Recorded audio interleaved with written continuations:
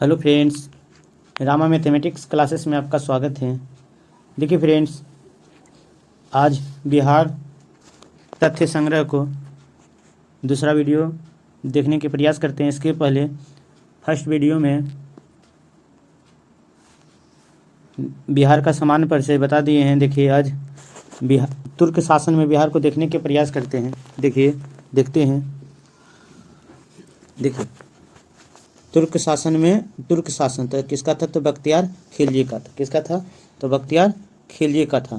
तो देखिए बिहार में तुर्क सत्ता की स्थापना का वास्तविक श्रेय बख्तियार खिलजी को जाता है। बिहार में तुर्क सत्ता की स्थापना का श्रेय बख्तियार खिलजी को जाता है। बख्तियार खिलजी कुतुबुद्दीन ऐबक का दास था। कुतुबुद्दीन ऐबक का दास था। बख्तियार खिलजी के आक्रमण के समय बिहार में छोटे छोटे शासकों का शासन था। उत्तर बिहार में कर्नाट वंश का शासन था। उत्तर बिहार में किसका शासन था? बख्तियार खिलजी के समय कर्नाट वंश का शासन था। बख्तियार खिलजी ने पहली महत्वपूर्ण सफलता उदंतपुरी बिहार शरीफ की विजय थी 1198 में। बख्तियार खिलजी ने उदंतपुरी के साथ नालंदा और विक्रमशिला विश्वविद्यालय को भी नष्ट कर दिया। इन विश्वविद्यालय में उसने आग लगवा दिया था। उसने 1213 में नदिया बंगाल पर चढ़ाई की, जो सेन वंश की राजधानी थी। नदिया किसकी राजधानी थी? तो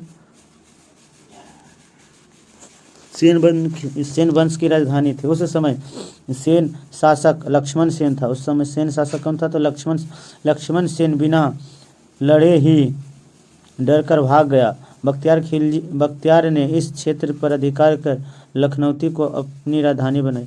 तो पूछेगा बख्तियार खिलजी ने किसको राजधानी बनाया था? तो लखनऊती को अपनी राजधानी बनाया था। चलिए आगे देखते हैं। बख्तियार खिलजी की हत्या उसके एक अधिकारी अली मर्दान ने कर दी थी। बख्तियार खिलजी की हत्या उसके एक अधिकारी अली मर्दान ने कर दी थी। कहने का मतलब बख्तियार खिलजी की हत्या एक उसके अधिकारी अली मर्दान ने कर दी थी और उसके शव को बिहार शरीफ के इमादपुर में दफनाया था। बिहार शरीफ के कहाँ दफनाया था? तो इमादपुर में दफनाया था। चलिए आगे देखते हैं। आगे अगला है शासक शेरशाह। पहला है बख्तियार खिलजी, तो अवरी है तो शेरशाह। तो देखिए शेरशाह सूरी को देखते हैं। तो शेरशाह सूरी का जन्म 1486 में हुआ था। शेरशाह सूरी का जन्म 1486 में हुआ था। उसके पिता का नाम हसन खान था, जो सासाराम के जागीरदार थे। शेरशाह के बचपन का नाम फरीद खां था। शेरशाह के बचपन का नाम क्या था? तो फरीद खान था। बिहार खान नुहानी ने फरीद खां को शेर खान की उपाधि दी। बहार खां नुहानी ने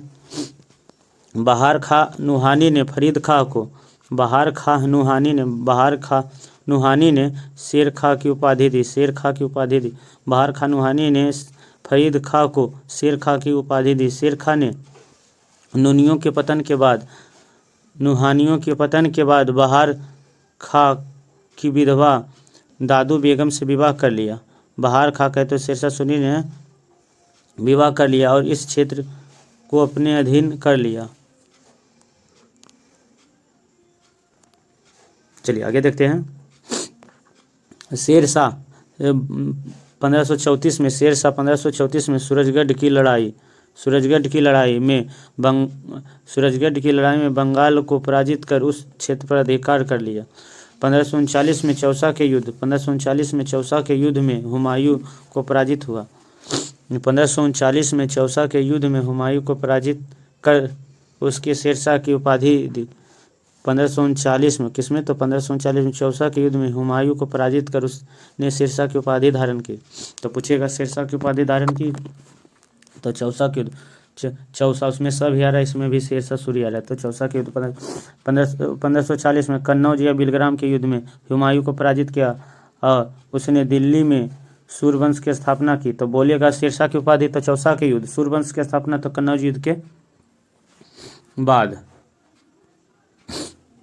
1541 में शेरशाह ने पटना का दुर्ग बनवाया, पटना का दुर्ग बनवाया। 1541 में शेरशाह ने पटना का दुर्ग बनवाया, इस नगर को बिहार की राजधानी बनाया। शेरशाह ने पटना को दुर्ग बनाया और राजधानी बनाया। इसका वर्णन अब्दुल्लाह के तारीख दाऊदी में मिलता है। इसका वर्णन अब्दुल्लाह के तारीख दाऊदी में मिलता है। शेरशाह ने 1543 में रायसीन, 1544 में मारवाड़ विजय किया। 1545 में कलिंजर अभियान 1545 में कलिंजर अभियान में गोला फटने से कलिंजर अभियान 1545 में गोला फटने से वह घायल हो गया और उसकी मृत्यु हो गया। शेरशाह ने अपने जीवन काल में सासाराम में इंडो इस्लामिक स्थापत्य कला पर आधारित मकबरा का निर्माण प्रारंभ किया। शेरशाह की मृत्यु के बाद उसके पुत्र इस्लाम शाह ने इसे बनवाया। कृतमक झील के मध्य स्थित यह इमारत आकार में अष्टकोणीय है और लाल बलुआ पत्थर से निर्मित है। लाल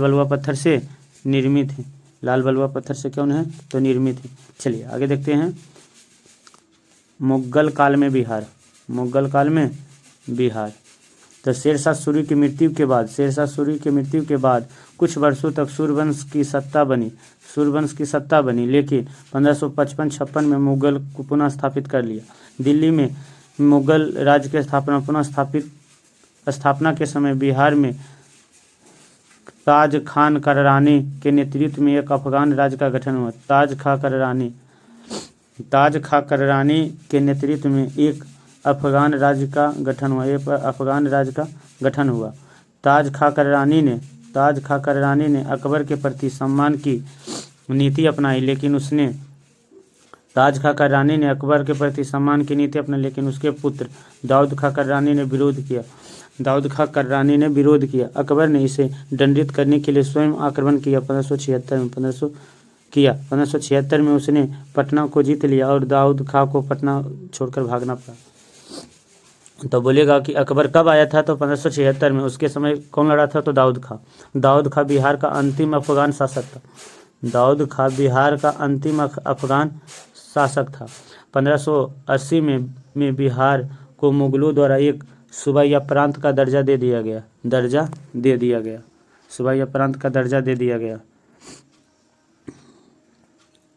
1500 अकबर द्वारा मुनीम खान को बिहार का गवर्नर बनाया गया। अकबर द्वारा मुनीम खान को बिहार का गवर्नर बनाया गया।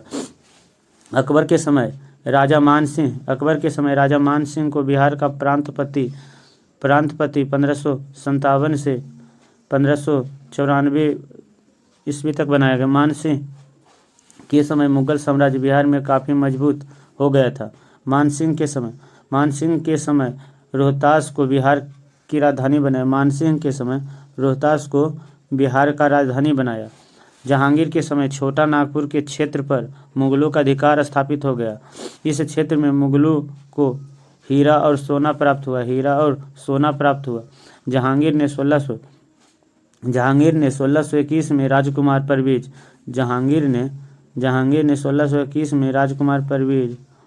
को बिहार का प्रांतपति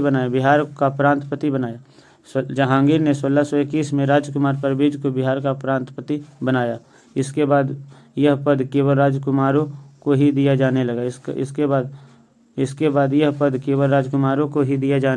लगा।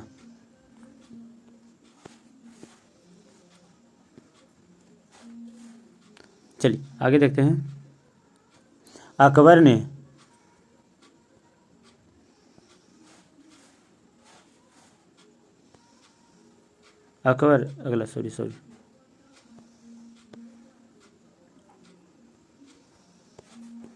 औरंगजेब ने अपने प्रिय पौत्र राजकुमार अजीम को 1702 में बिहार का सूबेदार नियुक्त किया। अजीम ने पटना का नाम अजीमाबाद कर दिया। उत्तर मुगल काल के शासक फर्रुख सियर ने 1713 में पटना में अपना औपचारिक राज्याभिषेक करवाया। वह पहला मुगल सम्राट था जिसका राज्याभिषेक बिहार में हुआ था। वह पहला मुगल सम्राट था जिसका राज्याभिषेक बिहार में हुआ था, जिसका राज्याभिषेक बिहार में हुआ था। शाह आलम द्वितीय का भी शाह आलम द्वितीय का भी विविध राज्याभिषेक 1561 में पटना में हुआ था। कहने का मतलब बिहार में दो मुगल के राज्याभिषेक हुआ था, एगो फर्रुखसियर को, एगो शाह आलम द्वितीय को। औरंगजेब की मृत्यु 1707 के बाद कमजोर होती सत्ता में बिहार बंगाल का भाग बन गया। मुर्शिद कुली खां ने 1727 में तक बिहार, बंगाल, उड़ीसा का सूबेदार रहा। उसके बाद सरफराज खान नवाब बना। अलवर्दी खान ने गिरमिटिया के युद्ध में 1740 गिरिया के युद्ध कब हुआ था? 1740 में सरफराज खान को पराजित किया और बंगाल का नवाब बन गया। उसने मुगल सम्राट को 2 करोड़ रुपया देकर अपने पद को स्थायी बना दिया। कहने का मतलब अलवर्दी खान ने मुगल सम्राट को दे दिया 2 करोड़ की, आप कुछ ना बोलिए ना कुछ करिए। और 1756 में अलवर्दी खान की मृत्यु तक 1756 में अलवर्दी खान की मृत्यु तक बिहार, बंगाल और उड़ीसा क्षेत्र पर उसका प्रत्यक्ष नियंत्रण रहा। चलिए अब देखते हैं आधुनिक बिहार। आधुनिक बिहार हैं तो आधुनिक बिहार में क्या है देखते हैं। आधुनिक बिहार यूरोपीय कंपनी का प्रवेश। आधुनिक बिहार में जातीय विद्रोह, 1857 की क्रांति और बिहार, राष्ट्रीय आंदोलन और बिहार, पृथक बिहार का गठन, यूरोपीय कंपनी का प्रवेश। बिहार में सर्वप्रथम पुर्तगाली आए थे जो हुगली से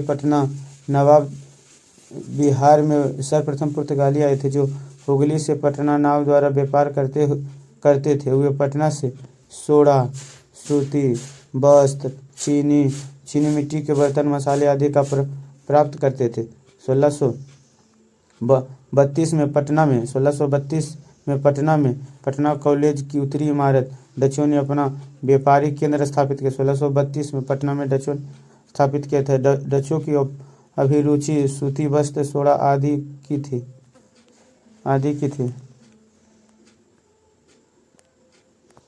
अंग्रेजों ने 1620 में पटना के आलमगंज में अपना व्यापारिक केंद्र स्थापित किया, लेकिन 1621 में बंद कर दिया। अंग्रेज ने 21 में बंद कर दिया और उसने व्यापारिक केंद्र स्थापित करने का वास्तविक सफलता 1651 में प्राप्त की।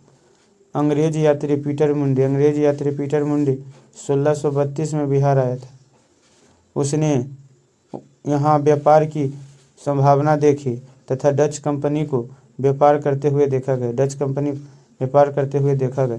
अंग्रेजी कंपनी की फैक्ट्री में वर्तमान में गुलजार बाग पटना स्थित गवर्नमेंट प्रेस का सर्वे स्थापित हुआ था। डेनिश कंपनी ने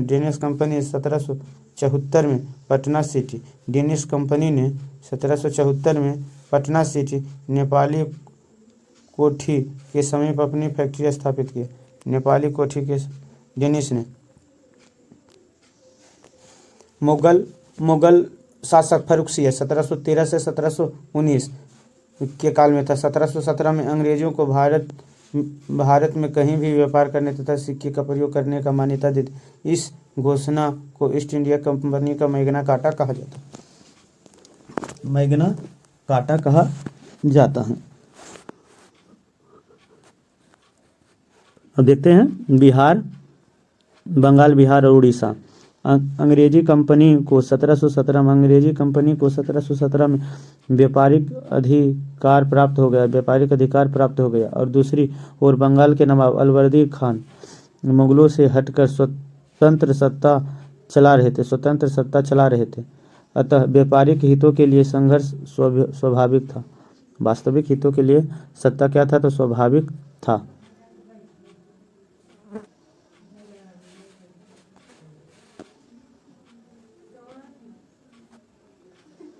चलिए देखते हैं आगे। 1756 में अलवर्दी खान की मृत्यु के बाद 1756 में अलवर्दी खान की मृत्यु के बाद उसका नाती सिराजुद्दौला बंगाल का नवाब बना। 17 जून 1757 को अंग्रेजों एवं सिराजुद्दौला के मध्य प्लासी का युद्ध हुआ। प्लासी का क्या हुआ? युद्ध हुआ। प्लासी का युद्ध हुआ। 27 जून 1757 को अंग्रेजों एवं सिराजुद्दौला के मध्य प्लासी का युद्ध हुआ, जिसमें सिराजुद्दौला का पराजित हुआ। उसके बाद मीर जाफर को कठपुतली नवाब बनाया गया। 1760 में मीर जाफर की जगह उसके दामाद मीर कासिम नवाब बना। मीर कासिम ने अंग्रेजों के हस्तक्षेप को कम करने के उद्देश्य से राजधानी मुंगेर स्थापित कर दिया था और स्थापित व्यापारी पर करों को समाप्त कर दिया। इससे ब्रिटिश व्यापारी को परेशानी होने लगी। अंग्रेजों ने 1763 में मीर कासिम को हटाकर पुनः मीर जाफर को बना दिया गया।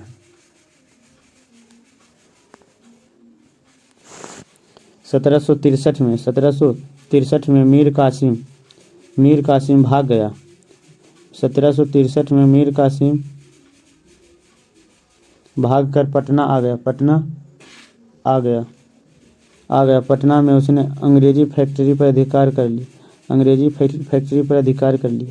इसके बाद वह अवध के नवाब सिराजुद्दौला और मुगल बादशाह शाह आलम द्वितीय से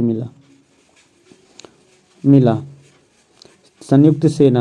तीनों की संयुक्त सेना और अंग्रेज हेक्टर मुनरो के नेतृत्व के बीच 22 अक्टूबर 1764 को बक्सर का युद्ध हुआ। इस युद्ध में संयुक्त सेना हार गई।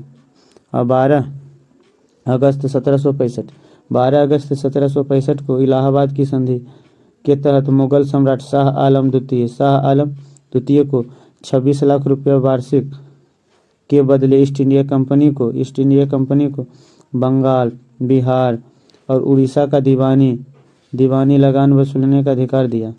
1776 में पटना स्थित अंग्रेजी फैक्ट्री के मुख्य अधिकारी मिडल्टन को राजा 1766 में पटना स्थित अंग्रेजी फैक्ट्री के मुख्य अधिकारी मिडल्टन को राजा धीरज नारायण और राजा सिताब राय के साथ एक प्रशासनिक मंडली का सदस्य बनाया दिया।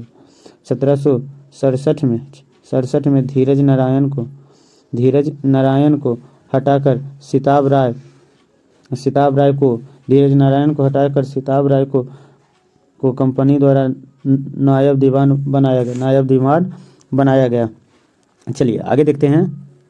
1770 में बंगाल बिहार क्षेत्र में भीषण अकाल पड़ा। 1770 में पटना, भागलपुर, दरभंगा, पूर्णिया में अकाल का प्रकोप भयंकर था। 1783 में बिहार में पुनः अकाल पड़ा और जहां जांच अधिकारी जॉन शोर ने एक अन्नागार के निर्माण का सुझाव दिया। इसके सुझाव पर 1784 में पटना में ब्रिटिश ईस्ट इंडिया जॉन गाल्टिन द्वारा गोलघर का निर्माण किया गया। जॉन गाल्टिन द्वारा पटना गोलघर का निर्माण 1784 में किया गया था।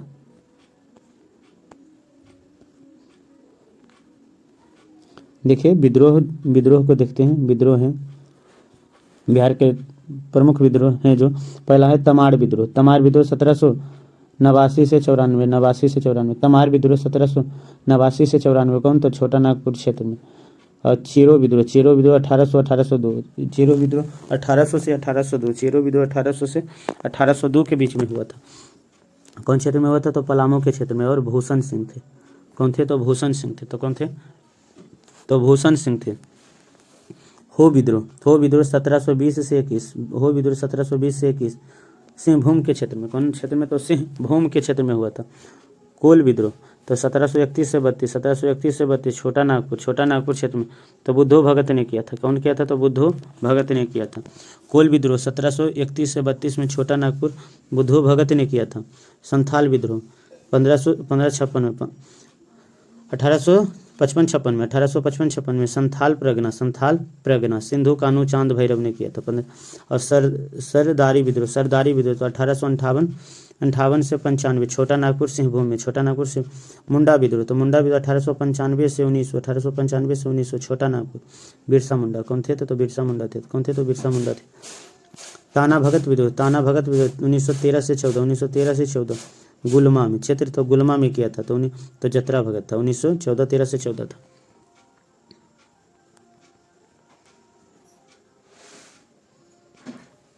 संथाल विद्रोह तो संथाल विद्रोह 55-56 में होता है। संथाल विद्रोह 55-56 1857 की क्रांति से तुरंत पहले एक विद्रोह भागलपुर से राजमहल तक हुआ था। भागलपुर से राजमहल तक के क्षेत्र में हुआ था जिसे दमन-ए-कोह कहा जाता था।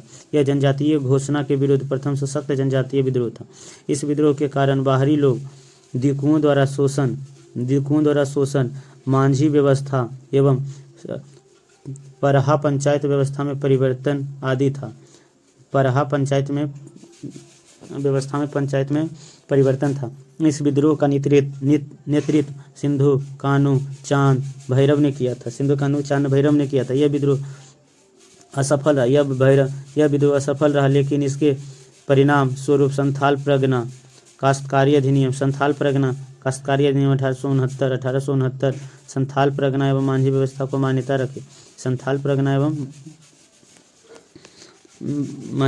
मान्यता रखी।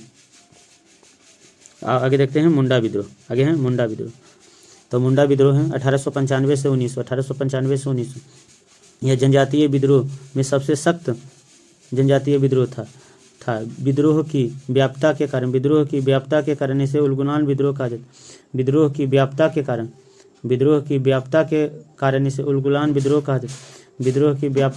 इसे उलगुलान विद्रोह के रूप में जाना जाता है। इस विद्रोह के कारण दिकुओं का शोषण खुटकटी व्यवस्था में परिवर्तन तथा धार्मिक मामले में हस्तक्षेप था। हस्तक्षेप था। देखिए डायरेक्ट बोलेगा परगना संथाल तो संथाल परगना, दिकुओं या कुटी व्यवस्था में परिवर्तन तो मुंडा विद्रोह। इस विद्रोह का नेतृत्व बिरसा मुंडा ने किया था। उन्हें आनंद पांडे ने उसने आनंद पांडे से वैष्णव धर्म की दीक्षा प्राप्त की और तथा उन्होंने स्वयं को सिंहभोंगा का अवतार बताया है। उन्होंने आचरण शुद्धता, आत्मसुधार, एकेश्वरवाद का उपदेश दिया। एकेश्वरवाद का क्या दिया तो उपदेश दिया।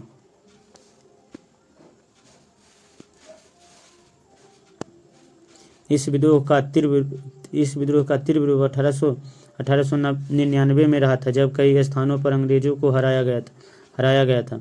3 फरवरी 1900 को बिरसा मुंडा को गिरफ्तार कर दिया गया। 3 फरवरी 1900 को बिरसा मुंडा को गिरफ्तार कर दिया गया था। 3 फरवरी सोते समय 3 फरवरी को। 9 जून 1909 को हैजा के कारण उसकी मृत्यु हो गई। विद्रोह के परिणाम स्वरूप खुटकटी व्यवस्था पुनः लागू हो गया और छोटा नागपुर काश्तकारी अधिनियम 1908 पारित हुआ। 1857 के क्रांति एवं पूर्व विद्रोह। बहावी विद्रोह कौन था तो बहावी आंदोलन के प्रवर्तक अब्दुल अल बहाव थे। उन्होंने अरब क्षेत्र में इसको प्रारंभ किया था। भारत में इसको सैयद अहमद बरेली राय बरेली के नेतृत्व में प्रदान किया। प्रारंभ में इस विद्रोह का उद्देश्य धार्मिक सुधार था, परंतु बाद में राजनीतिक सुधार एवं धार्मिक आंदोलन के रूप में बदल गया। भारत में इस विद्रोह के 2 केंद्र थे। प्रथम विद्रोह तो सितना था, पश्चिमोत्तर सीमा प्रांत, और दूसरा था पटना था। तो सितना भी था और पटना भी था। तो लेकिन प्रथम था सितना और दूसरा था तो पटना था। पटना केंद्र से धन एवं स्वयंसेवकों को सितना भेजा करता था। कहने का मतलब सबसे ज़्यादा बोलेंगे महत्वपूर्ण था तो पटना। तो कौन था तो पटना था। तो चलिए आगे देखते हैं। सैयद अहमद बरेली को पटना में अपने 4 प्रतिनिधि चुने गए।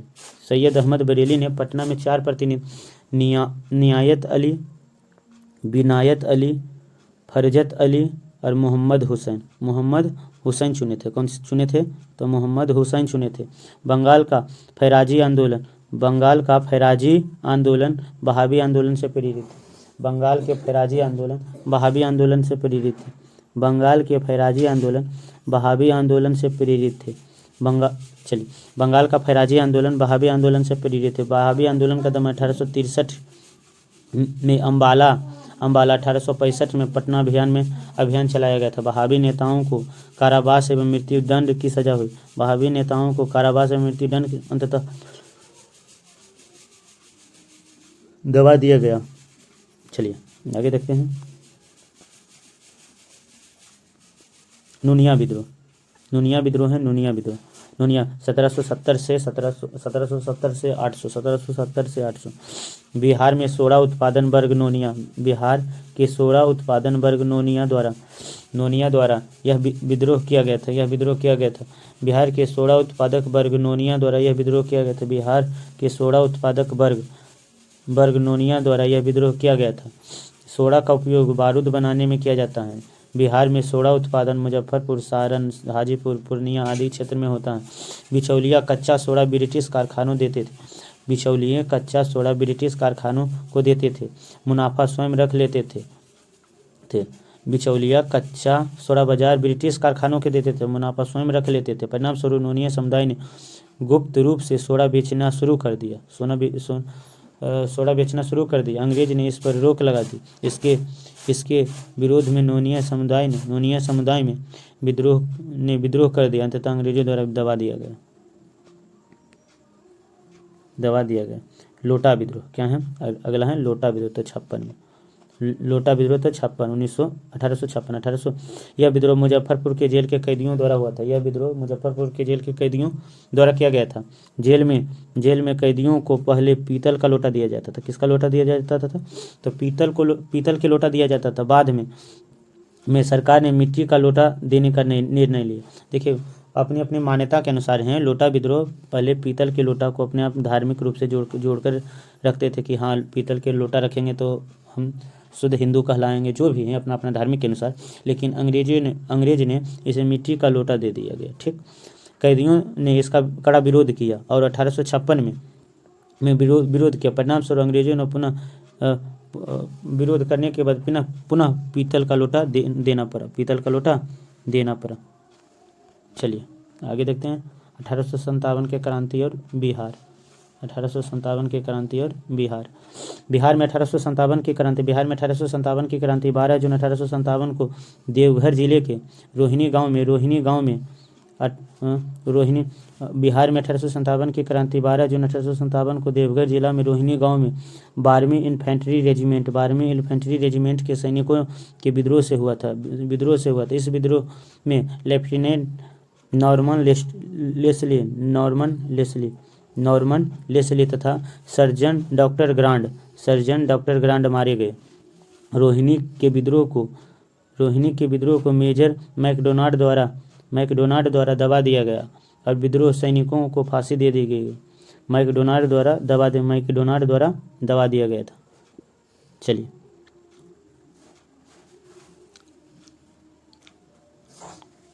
आगे देख। पटना में विद्रोह 3 जुलाई से नेतृत्व हुआ था।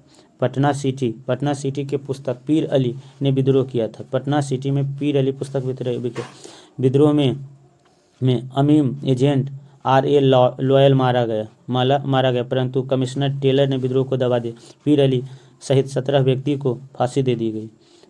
25 जुलाई 1757 को मुजफ्फरपुर में असंतुष्ट सैनिकों ने कुछ अंग्रेजी अधिकारी की हत्या कर दी। उसी दिन दानापुर के 3 रेजिमेंट सैनिकों ने भी विद्रोह कर दिया और सैनिकों ने सहानाबाद जिले में प्रवेश कर जगदीशपुर के जमींदार बाबू कुंवर सिंह से मिलकर विद्रोह किया। 30 जुलाई को सरकार ने तत्कालीन सारण, तिरहुत, चंपारण, पटना जिले में सैनिक शासन लागू हुआ। विद्रोही सैनिकों के एक झुंड ने भागलपुर, गया, गया पहुंचकर जेल से 400 कैदियों को मुक्त करा दिया। विद्रोही ने एक झुंड ने भागलपुर और गया पहुंचकर जेल से 400 कैदियों को मुक्त करा दिया। उसने टिकारी राज पर हमला कर 10,000 रुपया लूट लिया। चलिए आगे देखते हैं। जगदीशपुर के जमींदार बाबू कुंवर सिंह ने बिहार में हुए 1857 के विद्रोह के नेतृत्व प्रदान किया। उन्होंने कमिश्नर टेलर से पटना में भेंट करने के लिए निमंत्रण दिया।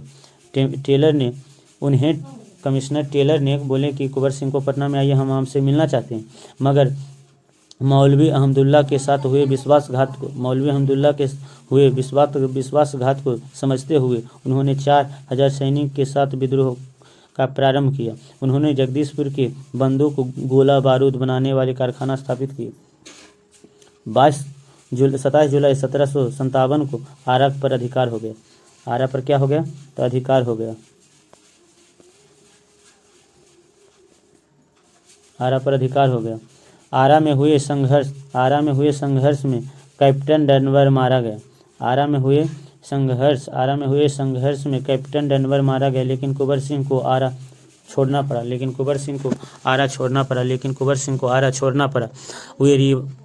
आरा में हुए संघर्ष के बाद कैप्टन डनवर मारा गया और कुंवर सिंह को आरा छोड़ना पड़ा। रीवा और बांदा के रास्ते हुए लखनऊ पहुंचे। उन्हें अवध के शाह आजमगढ़ जिला का फरमान दिया। दिसंबर 1857 को कुंवर सिंह ने नाना साहब के साथ मिलकर कानपुर में अंग्रेजों से युद्ध किया और उन्होंने आजमगढ़ में भी उन्होंने अंग्रेजों को पराजित किया। पराजित किया। 23 अप्रैल 1858 को कैप्टन लीग्रांड के नेतृत्व में स्थायी सेना को कुंवर सिंह को बुरी तरह से पराजित किया।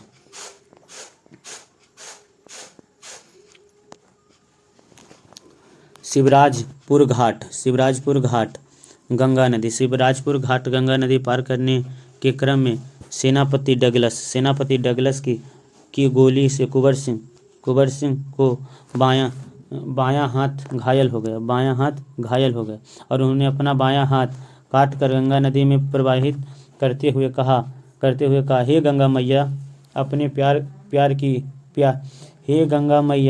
प्यारे की यह अकिचन भेंट स्वीकार करना। 26 अप्रैल 1858 को कुंवर सिंह की मृत्यु हो गई। कुंवर सिंह की मृत्यु के बाद उसके छोटे भाई अमर सिंह ने विद्रोह आंदोलन का नेतृत्व संभाला, जबकि दूसरे भाई हरकिशन सिंह ने पूर्ण सहयोग दिया। अमर सिंह ने कैमूर की पहाड़ी में मोर्चाबंदी कर सरकार के विरुद्ध संघर्ष जारी किया।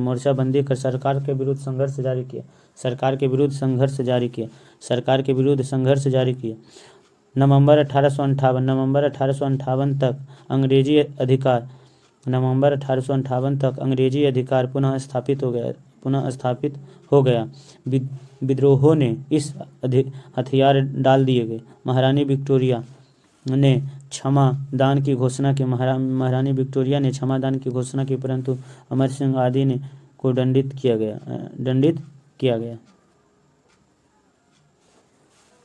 चलिए आगे देखते हैं।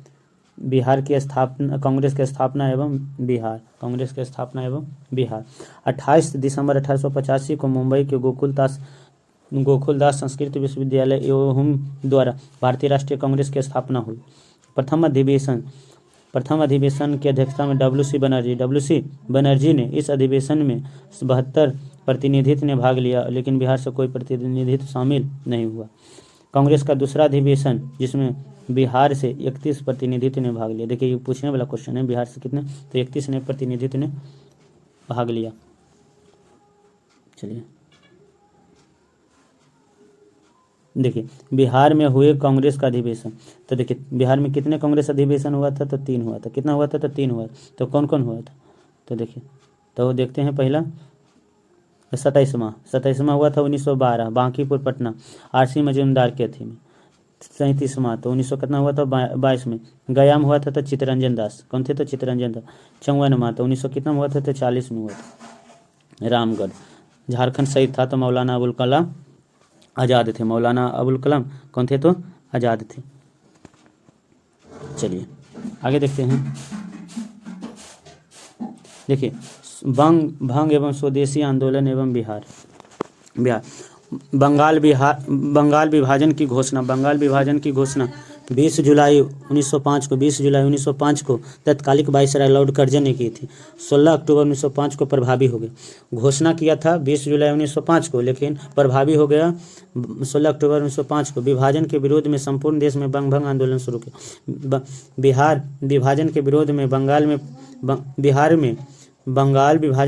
में बिहार में प्रधानाध्यापक सचिंद्र चंद्र चक्रवर्ती की प्रेरणा से 16 दिसंबर 1905 को दरभंगा में रक्षाबंधन बनाया गया। दरभंगा में रक्षाबंधन तो सतीश चंद्र चक्रवर्ती के द्वारा 16 दिसंबर 1905 को दरभंगा में रक्षाबंधन मनाया गया। विरोध को सख्त बनाने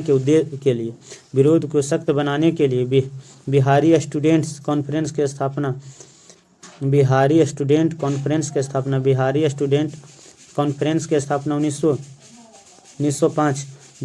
1905 में हुआ था। 1905 में होता। बंगाल विभाजन को 1911 में रद्द कर दिया गया। 1911 में रद्द कर दिया गया। चलिए आगे देखते हैं। मुजफ्फरपुर बम कांड 1908। मुजफ्फरपुर बम कांड 1908। मुजफ्फरपुर में 13 अप्रैल 1908 को खुदीराम बोस मुजफ्फरपुर बम कांड में खुदीराम बोस और प्रफुल्ल चाकी ने जज किंग्सफोर्ड की हत्या का प्रयास किया। तो मुजफ्फरपुर बम कांड में कौन था? मुजफ्फरपुर बम कांड में 13 अप्रैल 1908 को खुदीराम बोस और प्रफुल्ल चाकी ने किंग्सफोर्ड की हत्या का प्रयास। उन्होंने गाड़ी पर बम फेंका, लेकिन गाड़ी में पिंगले कैंडी की पत्नी और पुत्री थी। बम में उनकी मृत्यु हो गया। घटना के बाद उन्होंने रेलवे लाइन से समस्तीपुर भाग निकले। प्रफुल्ल चाकी ने गिरफ्तार से बचने के लिए आत्महत्या कर दिया। लेकिन खुदीराम बोस पूसा जाके पकड़े गए। खुदीराम बोस को 28 वर्ष में 11 अगस्त 1905 को फांसी दे दिया गया था। ये कम एज वाले व्यक्ति थे जो फांसी पर चढ़े थे। चलिए आगे देखते हैं। होम रूल आंदोलन और बिहार। 1906 में एनी बेसेंट के नेतृत्व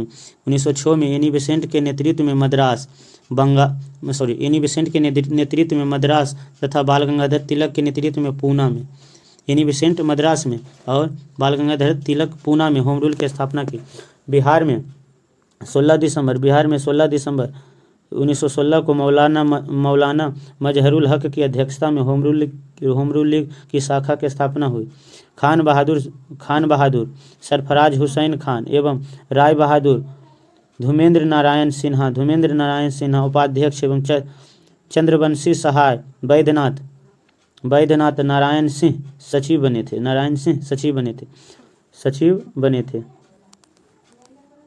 बने थे। श्रीमती एनी बेसेंट पहली बार 18 अप्रैल 1918 तथा दूसरी बार 25 जुलाई 1918 पटना आए थे। तो श्रीमती एनी बेसेंट पटना कितने बार आए थे? तो 2 बार, 18 अप्रैल और 25 जुलाई 1918 में होम रूल के विचार से सबको अवगत करवाया। इस आंदोलन का उद्देश्य ब्रिटिश साम्राज्य के अधीन रहते हुए संवैधानिक तरीके से सुशासन करना था। चंपारण सत्याग्रह 1907।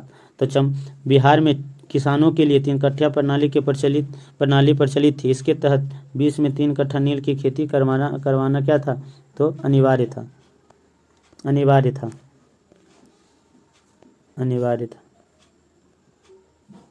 इस व्यवस्था के प्रति किसानों में काफ़ी आक्रोश हुआ क्योंकि नील की फसल भूमि को बंजर बना रही थी। वही आर्थिक रूप से शोषण कर रही थी। 1906 में कांग्रेस के लखनऊ अधिवेशन में मुरली भरहवा गांव के मुरली भरावा। 1906 में कांग्रेस के लखनऊ अधिवेशन में मुरली भरावा गांव के राजकुमार शुक्ल ने इस समस्या पर कांग्रेस नेतृत्व का ध्यान आकृष्ट किया। ब्रजकिशोर प्रसाद ने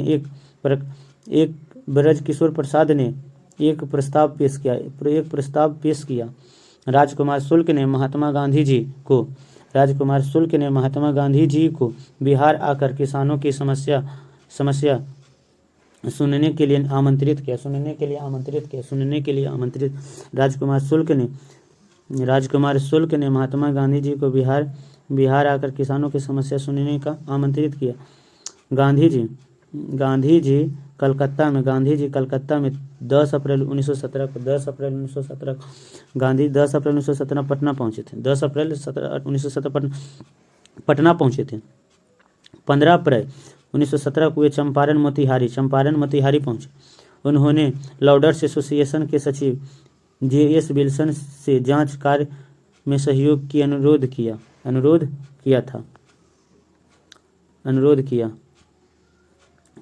चंपारण जिला मजिस्ट्रेट W.C.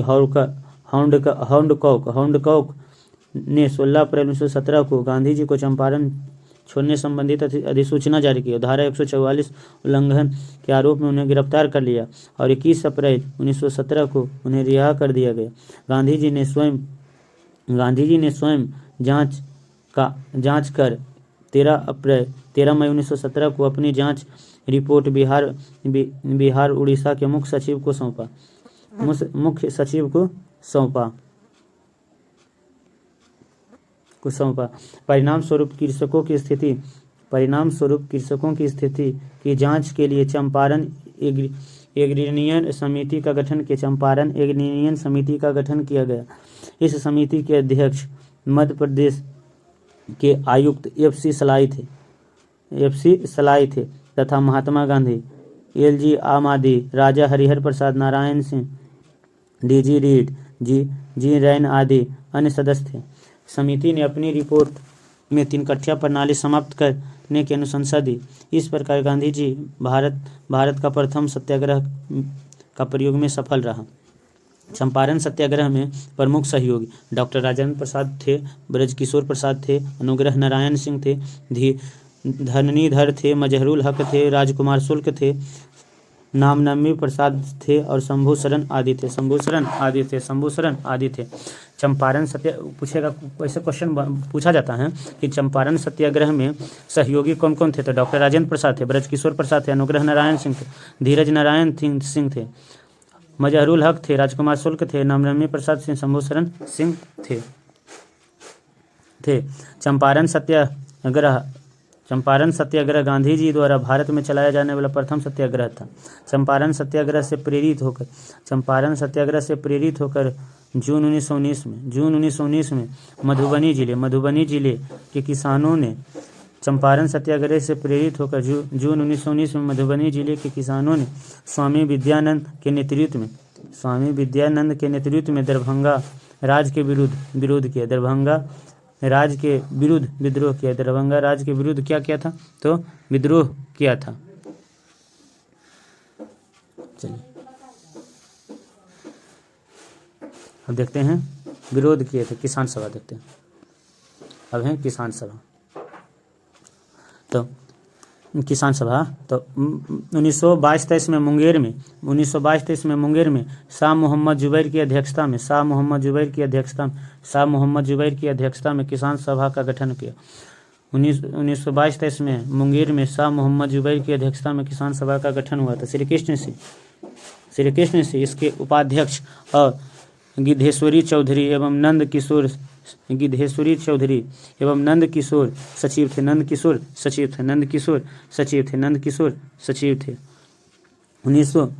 1928 में स्वामी सहजानंद सरस्वती ने बिहटा में औपचारिक किसान सभा की स्थापना की। 1928 में स्वामी सहजानंद सरस्वती ने बिहटा हेतु पटना में औपचारिक रूप से किसान सभा की स्थापना की।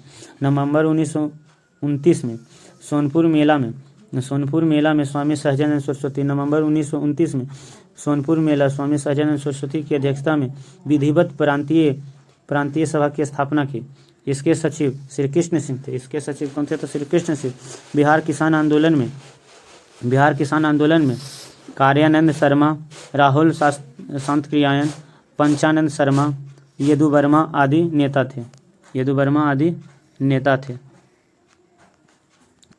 नेता थे। बिहार प्रांतीय किसान सभा का दूसरा अधिवेशन पुरुषोत्तम दास टंडन की अध्यक्षता में 1934 में हुआ था। तीसरा अधिवेशन स्वामी सहजानंद सरस्वती की अध्यक्षता में 1935 में हाजीपुर में हुआ था। नवंबर 1936 में कार्यानंद शर्मा के नेतृत्व में नवंबर 1936 में कार्यानंद शर्मा के नेतृत्व में मुंगेर के बढ़िया ताल में बिहार प्रांतीय किसान सभा ने जमींदारी उत्पीड़न के विरुद्ध संघर्ष किया। 11 अप्रैल 1936 लखनऊ में स्वामी सहजानंद सरस्वती की अध्यक्षता में अखिल भारतीय किसान सभा का गठन हुआ तथा इसके सचिव एम जी रंगा थे। कौन सी? एन जी रंगा थे। कौन थे? तो एन जी रंगा थे। बिहार सभा का मुख्य उद्देश्य किसानों की समस्या को राष्ट्रीय स्तर पर लाना था, उसका समाधान करना। बिहार का किसानी सभा तो पहला, दूसरा, तीसरा 3 हुआ था। तो प्रथम हुआ था सोनपुर में 1929 में, तो स्वामी सहजानंद सरस्वती प्रांतीय किसान सभा था। तो दूसरा तो गया 1934 में पुरुषोत्तम दास टंडन। तीसरा था हाजीपुर 1935 स्वामी सहजानंद सरस्वती थे। देखिए प्रमुख नेता एवं कार्यक्षेत्र किसान आंदोलन के कार्यक्षेत्र यदुनंदन शर्मा तो गया। यमुना काश्ती दरभंगा और सारण से। राहुल सत्यान अनवरी सिवान से। कार्यानंद शर्मा मुंगेर से। देखिए आगे खिलाफत आंदोलन और बिहार। खिलाफत आंदोलन और क्या बिहार को देखते हैं। प्रथम विश्व युद्ध के पश्चात प्रथम विश्व युद्ध के बाद मित्र राष्ट्रों द्वारा तुर्की के खलीफा के साथ अपमानजनक शर्तों के विरोध में खिलाफत आंदोलन 1919 से 1923 में हुआ था।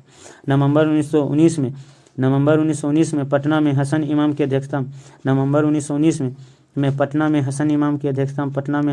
की अध्यक्षता में एक सभा आयोजित हुई थी। इसमें शांति समारोहों के बहिष्कार का आहन किया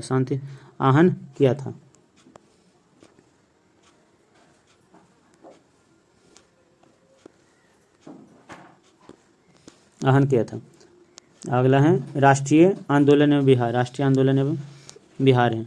चलिए उसको देखते हैं। स्वराज पार्टी और बिहार। स्वराज और पार्टी क्या है? बिहार। स्वराज पार्टी और बिहार है। कांग्रेस का 37वां अधिवेशन 1922 में बिहार के गया में हुआ था। इसके अध्यक्ष देश बंधु चित्तरंजन दास थे। इस अधिवेशन में कांग्रेस द्वारा विधायिका में भाग लेने का बहिष्कार किया। चित्तरंजन दास, मोतीलाल नेहरू आदि विधायिका में प्रवेश में पक्ष में थे। उन्होंने मिलकर 1923 में स्वराज पार्टी का गठन किया। 23 से मिलकर स्वराज पार्टी का गठन किया था। बिहार में फरवरी 1923 में स्वराज पार्टी का गठन हुआ। श्री कृष्ण सिंह इसके प्रमुख नेता थे। बिहार में स्वराज पार्टी के प्रथम अध्यक्ष श्री नारायण प्रसाद। बिहार में स्वराज पार्टी के प्रथम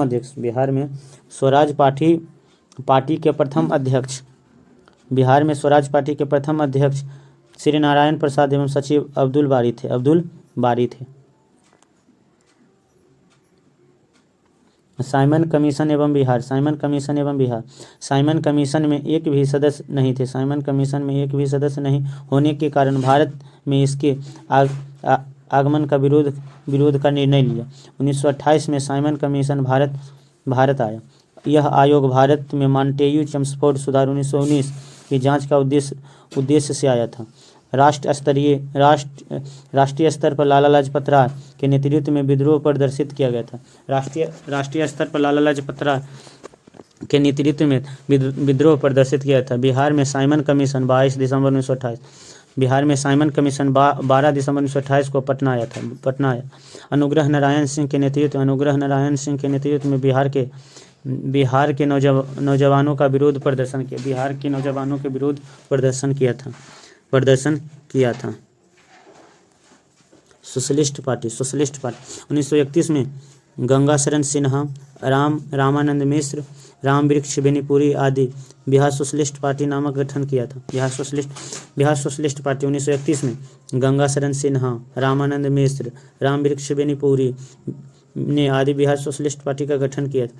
1934 में पटना के अंजुमन इस्लामिया हॉल में बिहार सोशलिस्ट पार्टी की औपचारिक स्थापना हुई। इसके अध्यक्ष आचार्य श्री नरेंद्र देव थे। सचिव जयप्रकाश नारायण थे। बिहार सोशलिस्ट पार्टी में अंजुमन नरेंद्र देव थे और सचिव जयप्रकाश नारायण थे। थोड़ा कन्फ्यूजन हो जाएगा। इसके सदस्य राम वृक्ष बेनीपुरी, गंगा शरण सिन्हा, अब्दुल बारी योगेंद्र शुक्ल थे।